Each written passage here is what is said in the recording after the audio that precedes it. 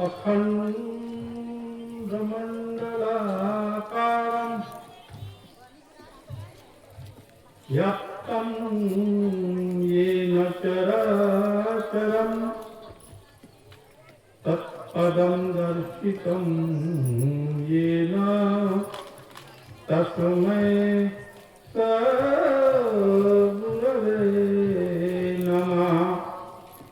कबीरनामं पतितं पुनीतं युगे युगे स्वामी हरन्ति दुःखं साकारमुक्तं पुरुषं पुराणं चरणारविन्दं सततं नमामि।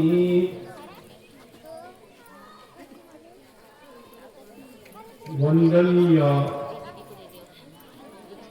संत शिरोमणि संत सम्राट सद्गुरु कबीर साहब,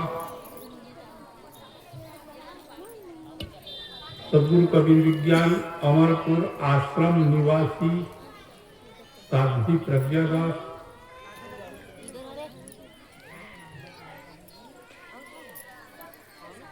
और हमारे इस सद्गुरु कबीर विज्ञान अमरपुर आश्रम की ट्रस्ट समिति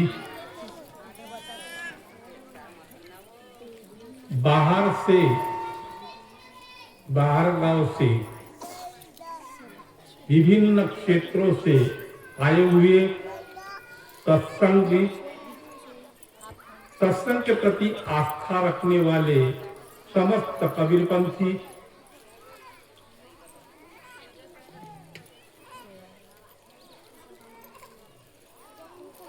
और जैसे हमारे नागपुर से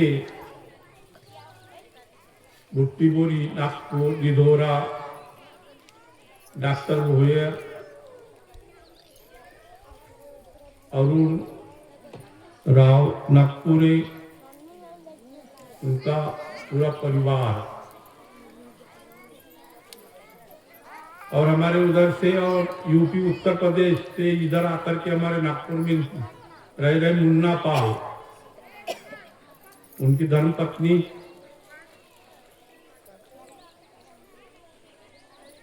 और इधर हमारे खराड़ी से बांगर राजेश,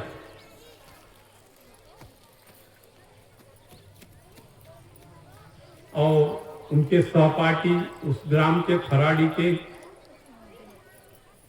हिम से बारसराम बागड़े, इनवाते परिवार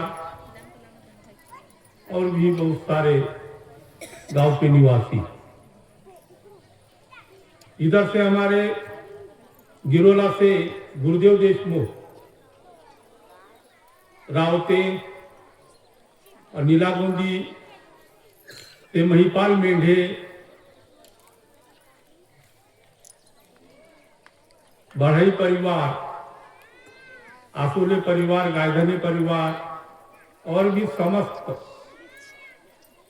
उस गांव के कबीरपंथी। इधर हमारे कांदरी कला बढ़ई परिवार, मीराबाई बढ़ई का समस्त परिवार, अनंतराम फुंडे मास्टर निवासी कांदरी कला, भैयालाल मेश्राम, मयाराम मेश्राम, शालिग्राम सहारे, और भी कांदरी कला से भंडारकर बाई और तमाम सारे हमारे कबीरपंथी। और हमारा सब जहां पर हमेशा कार्यक्रम होता है भानेगांव, महेश पुथे, गणपत बेदरे, चंद्रकला बाई बेदरे, गुड्डी बाई बेदरे, और सरपंच जिला पंचायत सदस्य राम ठाकरे, सदाराम ठाकरे का समस्त परिवार, और इधर से हमारे महाराष्ट्र से डांगोरली से आपने अभी भजन सुने होंगे, ब्रिजलाल पाचे,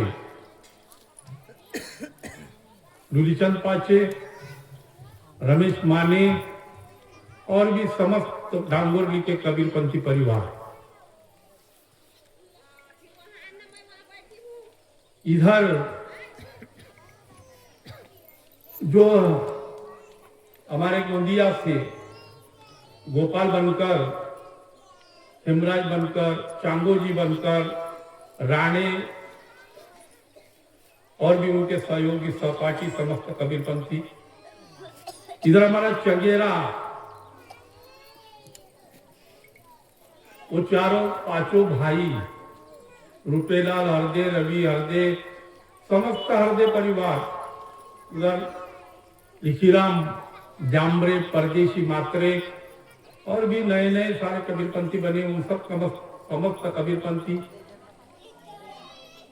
हमारे इस इधर आते हैं। हमको हमारे कांदवी,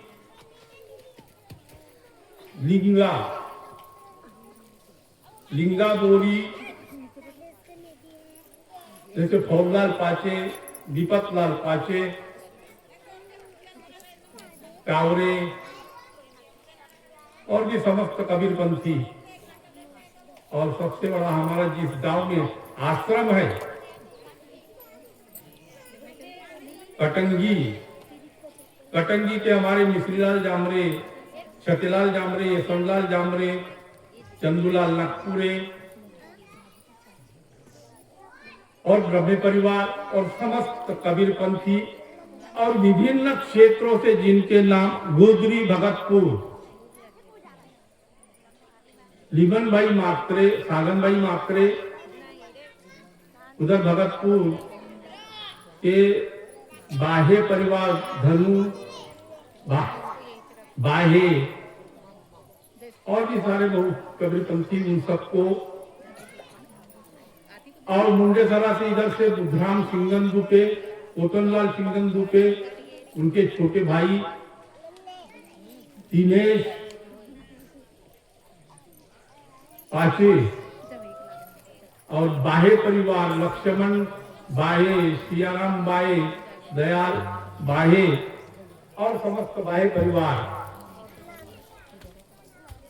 आप सबको नए साल की ढेर सारी शुभकामनाएं। 26 में आप सब प्रवेश कर चुके हैं और सारी नए साल के लिए आप सब बद्दीचोर कबीर साहेब की, आचार्य साहेब की, बोलिए कटंगी धाम की।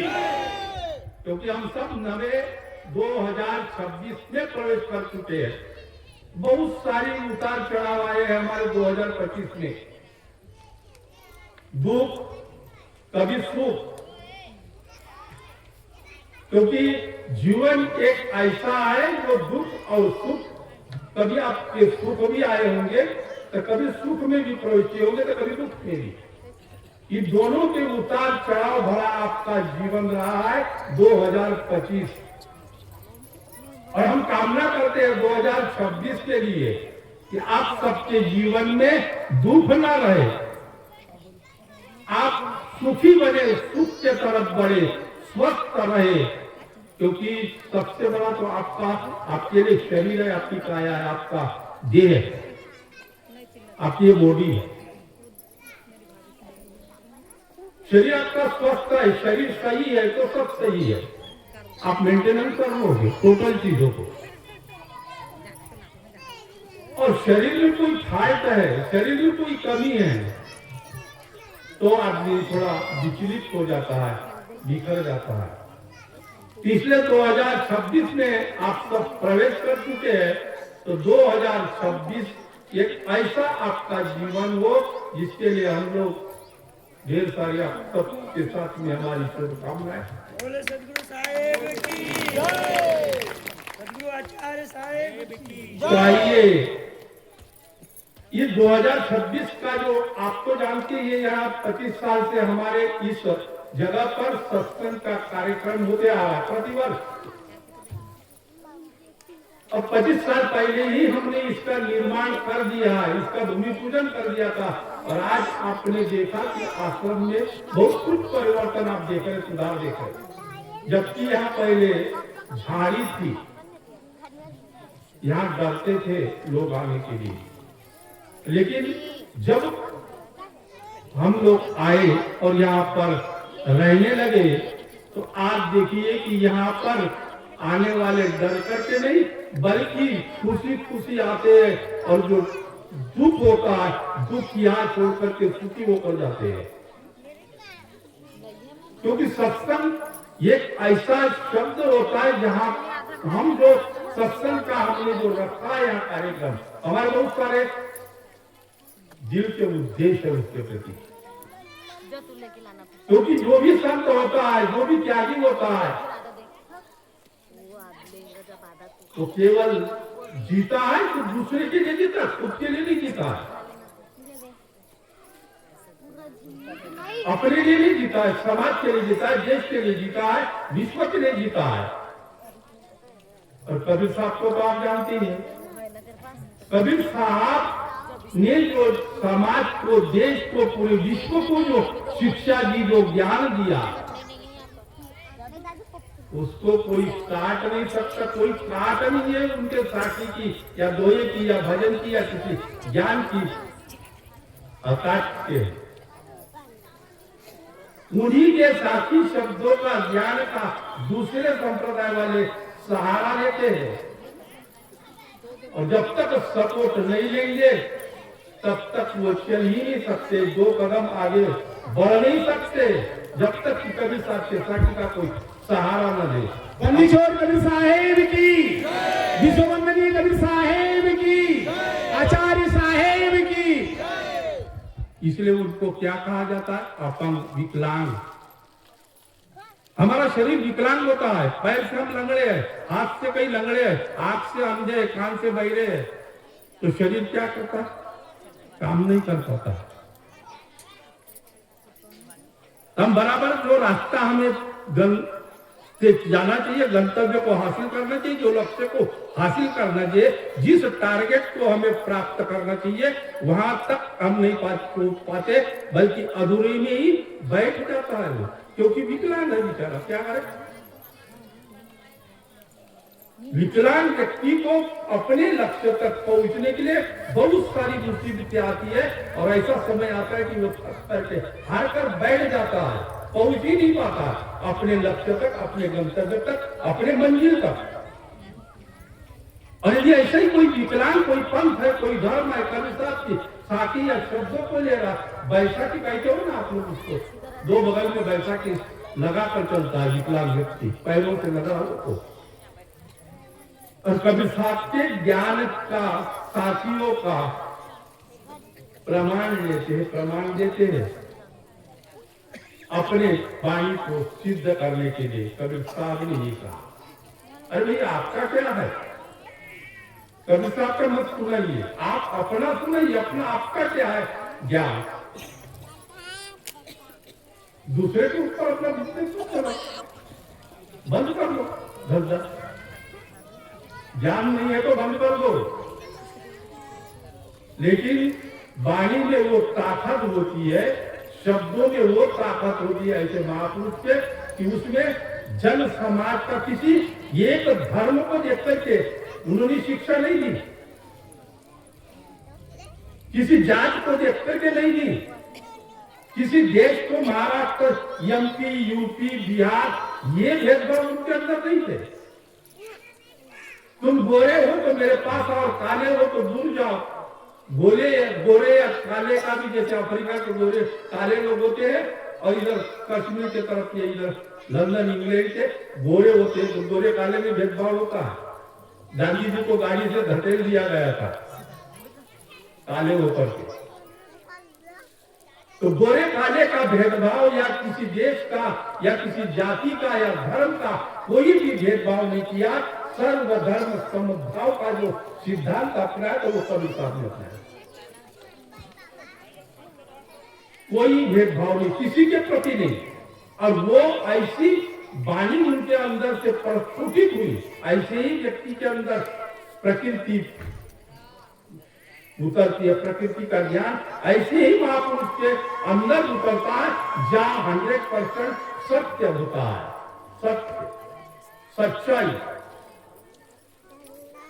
वही तो प्रकृति का ज्ञान पूरा संपूर्ण ब्रह्मांड का यदि ज्ञान होगा तो वहां उतरता है जहां 100% सच्चाई है, ईमानदारी है, सत्य वहां पर है।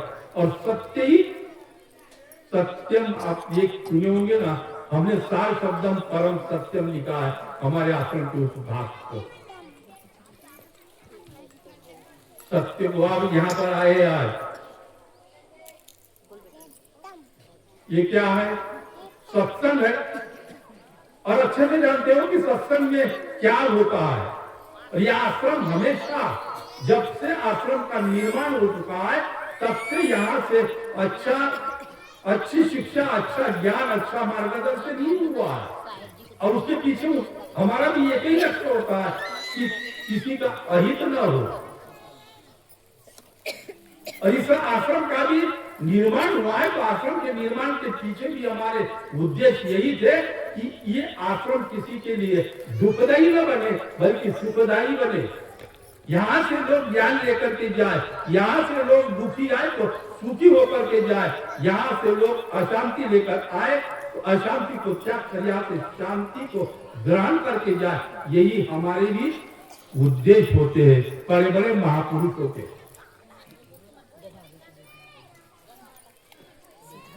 तो सबसे पहला इसमें हम आते हैं, अभी तक हमने जो बातें कही, एक आपने साखी सुनी होगी कबीर साहब की, कबीर संगत साधु की, कबीर संगत साधु की, नित प्रति की जय जाय, दुर्मति दूर बहावसी, सुमत दे बताए। कि हम लोग जाते हैं, आज आपके बच्चों को लेकर जाते हैं, छोटे छोटे बच्चों को लेकर आते हैं। बेटियां भी होती है, बेटे भी होते हैं, बहुएं भी होती है, माताएं भी होती है, सारा परिवार होता है। और वही आपका भविष्य है, आपके परिवार का, आपकी बेटी और बेटा मूल। क्योंकि बच्चा तो तभी माता पिता की सेवा करता है जब संस्कारी हो, और संस्कारी ना हो तो बच्चा माँ बाप की सेवा तो क्या, माँ बाप को घर से निकाल कर हाथ में कटोरा तक पकड़ा देता है भीख मांगने के लिए। तो इसलिए उनके अंदर संस्कार प्रवेश करे, संस्कार मिले, और संस्कार ही तो ज्ञान की जननी होती है। बगैर संस्कार के ज्ञान हो ही नहीं सकता, वहां ज्ञान का उदय हो ही नहीं सकता, ज्ञान वहां पर ठहर ही नहीं सकता। देखा जाता है संस्कार का होना पहला मुद्दा है, पहली चीज कि वहां संस्कार चाहिए। भाई कोई महापुरुष आया, कोई संत आया आपके घर पर, माँ बाप घर पर नहीं है, बच्चे ही है। यदि वो माँ बाप के संस्कार है, हम लोग पहुंचे तो संस्कार ही है, तो शायद बंदगी बंद करेंगे और बैठेंगे भी शायद ये करते, और न हो तो ध्यान ही नहीं देंगे, नमस्कार नहीं कर सकते, झुक नहीं सकते, झुकने का उनके अंदर यही नहीं होता। और जब तक किसी बुजुर्ग के सामने या पिता के सामने या माँ के सामने या किसी काका चाचा के पैर नहीं छुएगा तब तक उसे उनके अनुभव कैसे मिलेंगे जो उन्होंने प्राप्त किए है। उनको सबसे पहले झुकना सीखना होगा। ये पिता है तो पिता के पैर छुए, माँ है जिसने 9 महीने उस बच्चे को पेट में रखा है, उसके पैर छुए। शिक्षा तो वही से शुरुआत होती है, ज्ञान की तो वही से शुरुआत होती है, संस्कारों की तो वही से शिक्षा होती है। दूसरा गुरु कौन? अरे गुरु तो पहले माँ है जिसने अपने पेट में बच्चों को 9 महीने पाला है, दुख सहा है। तुमको 2 किलो का 5 किलो का बोझा दे दे तुम्हारे सर पर तो कहोगे ना सारा दूसरे के कंधे में पकड़ा देते हो बोझा। कभी कभी स्टेशन जाते हैं ना, रेलवे स्टेशन पर गाड़ी में बैठने के लिए तो आप कुली को ढूंढते हैं सबसे पहले, अपना बोझा कुली के सर पर देते हो, ये 10 रुपया दे दे, 10 रुपया ले, 50 ले, 100 ले, लेकिन ले मेरा बोझा। लेकिन अमेरिका वालों को देखना, अपना कभी सामान वो दूसरे के कंधे पर नहीं रखता, बल्कि उनका पीठ पर सामान होता है या 2 बेल्ट होते, अरे से बांध करके पीठ पर लेके चलता है, कभी कोई के साथ नहीं देता। फर्क देखिए सोच में, सोच की फर्क होती है कि आप अपना सामान कुली के हाथ में पकड़ा दिया, दूसरे के हाथ में पकड़ा दिया, और वो एक अरबोपति, करोड़पति, खरबोपति है, लेकिन खुद का सामान अपने पीठ पर लेकर चल रहा है। दोनों में फर्क होता है, दोनों के सोच में फर्क होता है, दोनों की समझ में फर्क होता है, ज्ञान में फर्क होता है, विचारों में फर्क होता है। यहाँ पर सत्संग में हम आए हैं, तो सत्संग में एक ऐसी संगत है ये कि बच्चों को सबसे प्रथम यहाँ पर आपके साथ में है, तो आपके संस्कार उनके अंदर पड़ रहे, यहाँ के संस्कार उनके अंदर पड़ रहे, अमित संस्कार यही उनके लिए सबसे अच्छा होता है, सबसे अच्छा।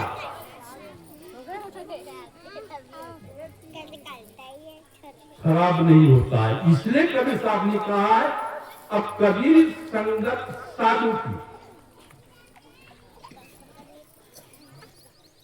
अब ये किसी संत की संगत करने के लिए कह रहे, किसी सज्जन की संगत करने के लिए कह रहे, किसी अच्छे ज्ञानवान गुरु की संगत में जाने के लिए कह रहे। अब थोड़ा सा संगत छोड़ दिया, कुसंग पकड़ लेता है,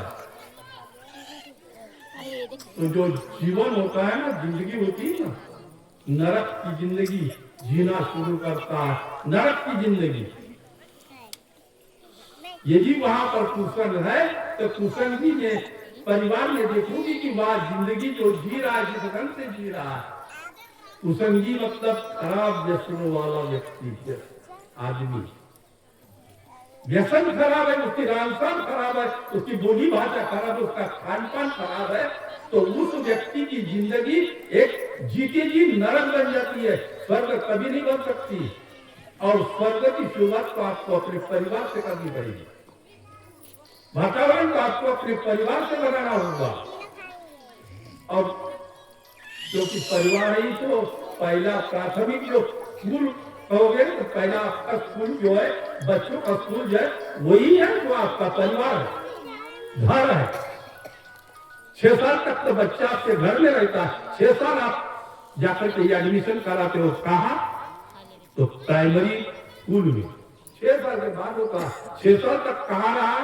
परिवार में रहा। और शिक्षा जो उसने बोली, भाषा, रहन सहन, खान पान जो सीखा है, कहाँ से सीखा? परिवार से सीखा है। इसलिए सबसे पहले हमें अपने परिवार का वातावरण को निर्माण करना होगा, तभी हम बुनियाद यही से शुरुआत होती है। बच्चे की छोट बच्चे पैदा होंगे आपके घर में, तब कमजोर हो ही नहीं सकते, हमारी वारंटी है, गारंटी है।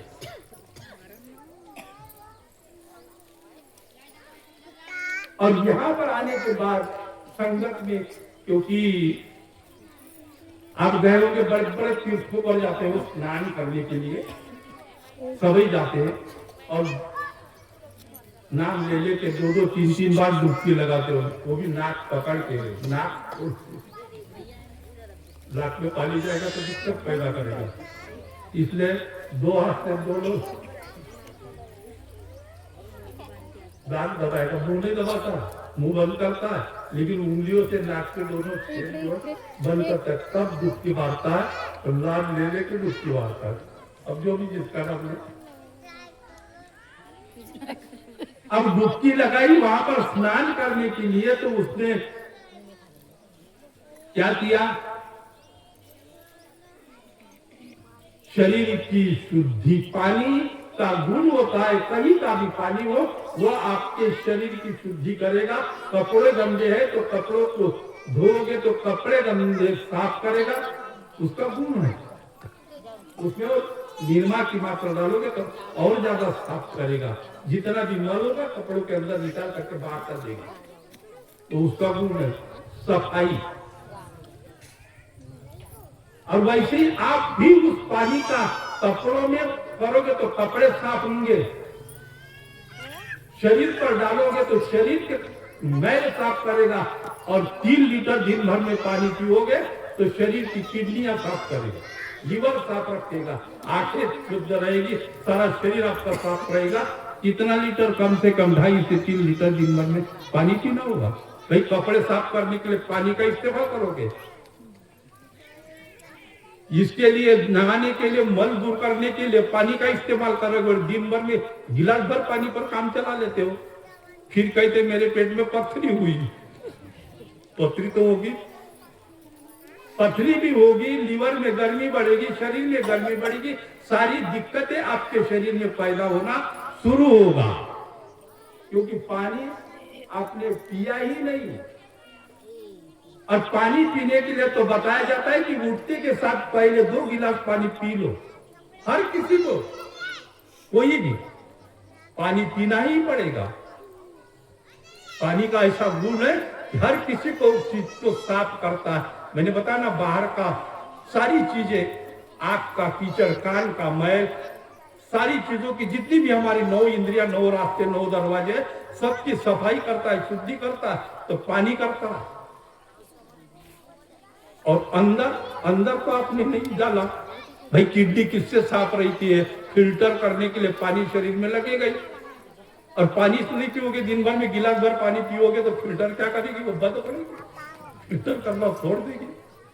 इसलिए कम से कम जाना तो आज के बाद 2.5 लीटर, मतलब कितना गिलास?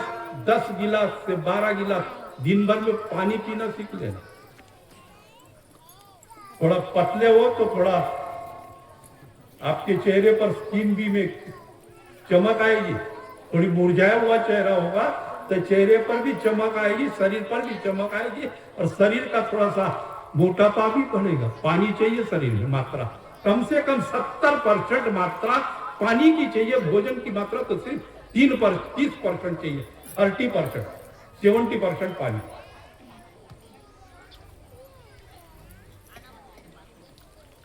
और हम खाते रहते, कहीं दुकान में गए, आने दो पकौड़ा, कहीं शादी में गए तो मसालेदार सब्जियां खा रहे हो, सारी जो भी आ रहे दिन भर खाते रहते, पानी नहीं पीना सीखा। क्योंकि पानी के गुण के बारे में जाना ही नहीं हमने कि पानी क्या काम करता है शरीर के अंदर। और शरीर के लिए, किडनियों को स्वस्थ रखने के लिए आपको पानी आपके शरीर में जरूरी है। जब पानी नहीं है तो सारी मिस्टेक आनी शुरू हो जाएगी, कमी आनी शुरू हो जाएगी। इसलिए पानी सुबह उठते के साथ 2 गिलास, 2 घंटे पर 1 गिलास, 2 घंटे पर 3 घंटे पर आपको पानी का सेवन करते रहना। क्योंकि मैं चाहता हूं कि आप स्वस्थ रहे। और देखना 50% आपके शरीर की बीमारियां एक पानी ही दूर करेगा। पानी ही सबसे बड़ी दवा है, पानी ही दवा है। पानी आप पीते रहोगे दिन भर तो बहुत सारी कमियां आपके शरीर की निकल देगा। पानी ही नहीं पिएंगे तो हम क्या होगा? खाना खाते चले जाएंगे। तो यहाँ ये कबीर साहब ने साखी कहा कि दूरी मत। अब सत्संग में शुद्धियां होती है तो यहां पर कौन सी शुद्धि होती है? हमने कहा बाहर गए नहाने के लिए तो शरीर की शुद्धि, कपड़ों की शुद्धि, और अंदर पानी पिए तो अंदर की भी शुद्धि, इंद्रियों की भी शुद्धि करेगा। वो अंदर से साफ रखेगा। लीवर, किडनी, आपका आमाशय, आते, आपका गुदा, गुर्दे, सारी चीजों को स्वस्थ रखेगा। तो आपके 70% पानी। तो यहां अब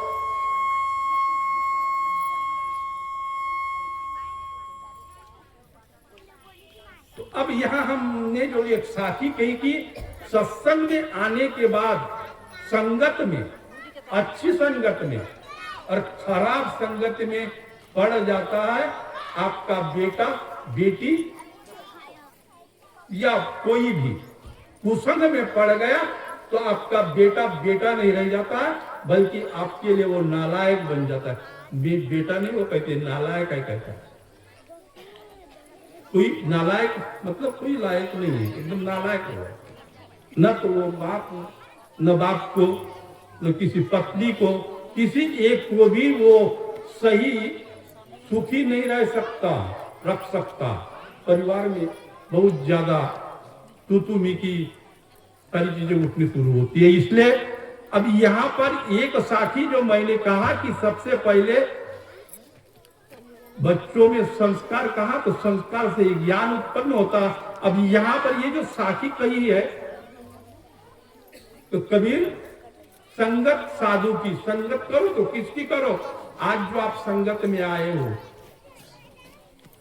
अच्छे संगत में आप बैठे हो और ये आपका दिन जो है सबसे श्रेष्ठ सबसे महत्व रखता है जीवन में आपके, क्योंकि हम लोग 24 घंटे यहां से जाने के बाद अपने अपने कामों में लग जाते हैं, समय ही नहीं मिलता। और यदि कहीं कुसंग में पड़ जाता है वो, तो फिर जीवन, मैंने कहा ना कि जो सुखी जिंदगी थी नरकमय जिंदगी बनती है, और अच्छे संगत में आए तो नरक भरी जिंदगी को स्वर्गमय जिंदगी बनती है, क्योंकि वही से उसके परिवर्तन शुरू हो जाता है, जीवन में परिवर्तन। अब यहां पर दुर्मत दुर्भावसी, अपने अपने अंदर में आदमी दो हिस्सों में बटा हुआ है, अंदर का भाग एक बाहर का भाग।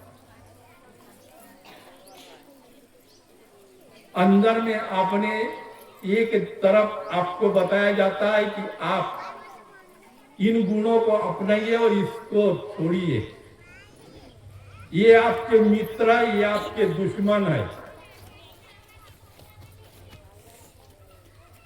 एक तरफ दुश्मन बताया जाता है, एक तरफ मित्र बताया जाता है। एक अब मित्र मतलब अच्छा सहयोगी, अच्छा सहपाठी, अच्छा साथ देने वाला, और दुश्मन का मतलब हमेशा घात पहुंचाना, आपका नुकसान करना,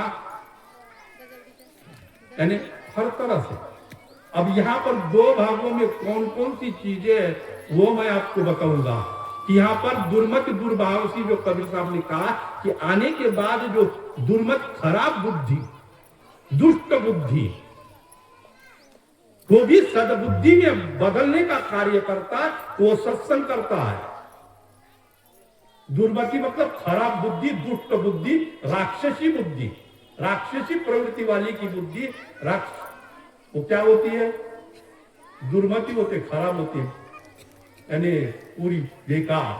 तो उस बुद्धि को कबीर साहब ने कहा कि दुर्मति दुर्भावसी, सुमत देवता, अच्छी बुद्धि में ले जाकर के उसको परिवर्तित करता है, बदल देता है, अंदर से, बाहर से नहीं, शरीर से नहीं। तो किससे? इस सत्संग से,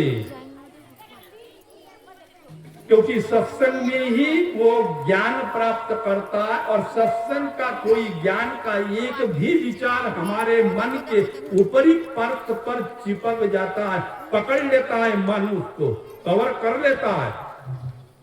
मन आपका ऊपरी परत है, आपके बिल्कुल ऊपरी परत।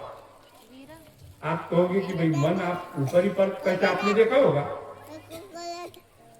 कहीं पानी में, देखना समुद्र की ऊपरी परत जो होता है, ऊपर का पानी होता, और गहराई में क्या होता और ऊपर में क्या होता है, दोनों में आपको फर्क दिखाई देगा। समुद्र का जो ऊपरी परत है, ऊपर का जो पानी है, उस पर तमाम सारी लहरें उठती रहती है, ज्वार भाटाएं उठती रहती है, हिलता रहता है, पूरा इधर से उधर, उधर से इधर, स्थिरता नहीं होती है उस समुद्र के ऊपरी पानी में।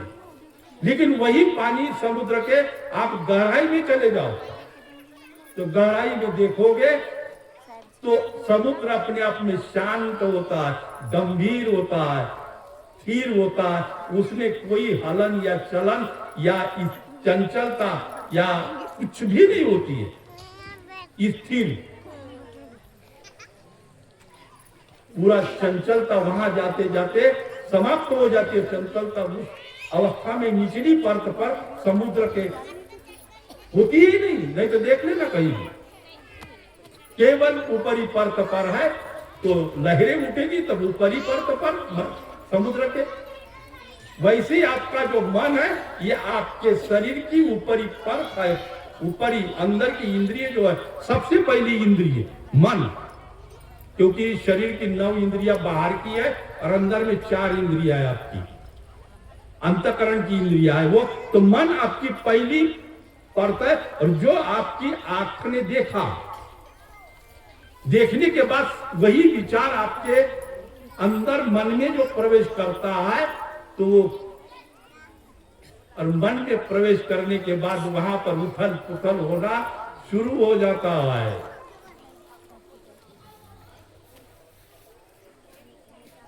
और मन को जिसने समझ लिया, मन को जिसने साध लिया, मन को जिसने पूर्ण रूप से स्थिर कर दिया, शांत कर दिया, तो वही तो व्यक्ति मन से ऊपर उठना शुरू करता है, आगे बढ़ता है। नहीं तो मन ही उसे वहां पर रोक देता है, अहंकार पैदा करता है, विचार पैदा करता है, गंदगियां पैदा करता है, विषय वासनाएं उत्पन्न होती है। तो वो सिर्फ मन के ऊपरी परत पर होती है, मन में होती है।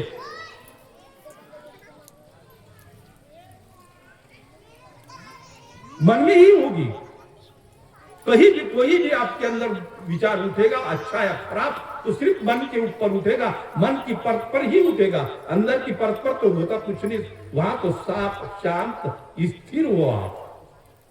सिर्फ मन के हमारे इस पर खेल होता है। हमने देखा, आंख से देखा, और फटक से वस्तु हमारे मन के परत पर पहुंच जाते। कान से हमने शब्द को सुना तो आपके अंदर मन के पर्दे पर चली गई। आपके नाक ने किसी वस्तु को सूंघा तो आपके पर्दे पर चली गई। आपने कोई वाणी बोली तो फटक से वो कौन सी वाणी बोली, जो इन इंद्रियों ने जो ग्रहण किया और करने के बाद आपके मन के अंदर जो चीजें पहुंचे, और उसके बाद जो जवाब निकलता है आपके वाणी के माध्यम से, यही तो है। चाहे वो आपके योग्यता के अनुसार निकलेगा, आपके अंदर कैसी योग्यता है, ज्ञान है कि अज्ञान है, आप मूर्ख है कि समझदार है, आप शिक्षित है या अशिक्षित है, वह आपकी बोली भाषा बता देती है, आपका रहन सहन बता देता है, आपका शरीर की बॉडी लैंग्वेज बता देता है।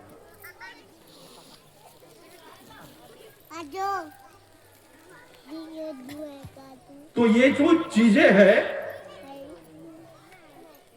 मन से, और मन से इंद्रिय या जो है हमारे लिए जो भी चीज है आप देखोगे तो प्रभावित हो जाते हैं। हम किसी भी वस्तु को, हमने रूपवान वस्तु को देख लिया तो हम प्रभावित हो गए, आकर्षित हो गए, हमें खींच लेता है। शरीर हमारा उस तरफ कमजोर यदि है, आप मन पर आपकी पकड़ नहीं है, मन पर आपका कवर नहीं है, आपके पकड़ में नहीं, आपके आधिपत्य में नहीं है, आप मन के कहे अनुसार चलते हो, तो मन आपको घसीटते हुए ले जा करके ऐसे खाई में ले जाके डालते हैं, यदि मन के पीछे चलोगे तो। इसलिए मन का, कबीर साहब ने कहा कि मन के मते न चालिए, मन के मते अनेक, और जो मन पर असवार है सो साधु को ये।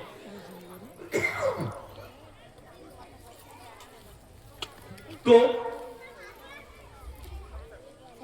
अब दूसरा यहां पर कबीर साहब ने कहा कि बुद्धि की शुरुआत होती है मन के बाद, और यहां पर बुद्धि अच्छी भी होती है तो खराब भी होती है। दुर्मति कहा है ना, दुर्मति दुर्भावसी, और संगत में जब आ जाता है और कहीं नाम ले लिया तो समझ लो उस व्यक्ति का जीवन एक परिवर्तन आने शुरू हो जाते, क्योंकि विचारों ने उसके जीवन को अंदर से बदलना शुरू कर दिया। अच्छे विचार मिले, अच्छा ज्ञान मिला, ठोस विचार मिले,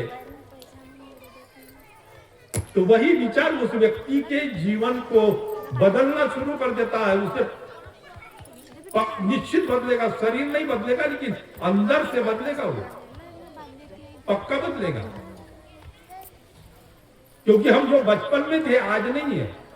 आपका शरीर, आप बचपन में आप फोटो देख लेना और आज का फोटो देख लेना, तो शायद आप बचपन के फोटो को नहीं पहचान पाओगे। शरीर से भी बदल चुके हो। 6 साल के बाद आदमी उस फोटो को नहीं पहचान पाता है, हमारे अपने ही फोटो को।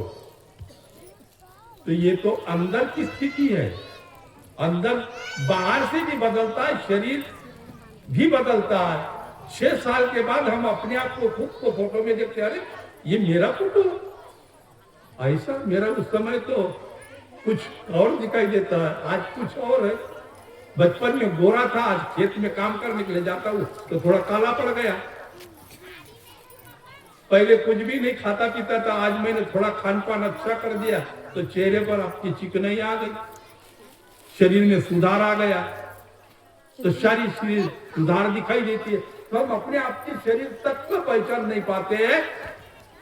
तो बताइए कि आप अंदर में जब उतरोगे, स्वयं में प्रवेश करोगे, तो कैसे पहचानोगे? क्योंकि शुरुआत तो यहां से होती है। अंदर में, बाहर में प्रवेश करना तो किसी के घर में एक साधारण सी बात है, चले जाओगे, फलाने ने मेरे को बुलाया। लेकिन खुद में जब प्रवेश करना होता है, अपने आप में जब उतरना होता है, तो उसके लिए कैसे करोगे? कैसे उतरा जाता है?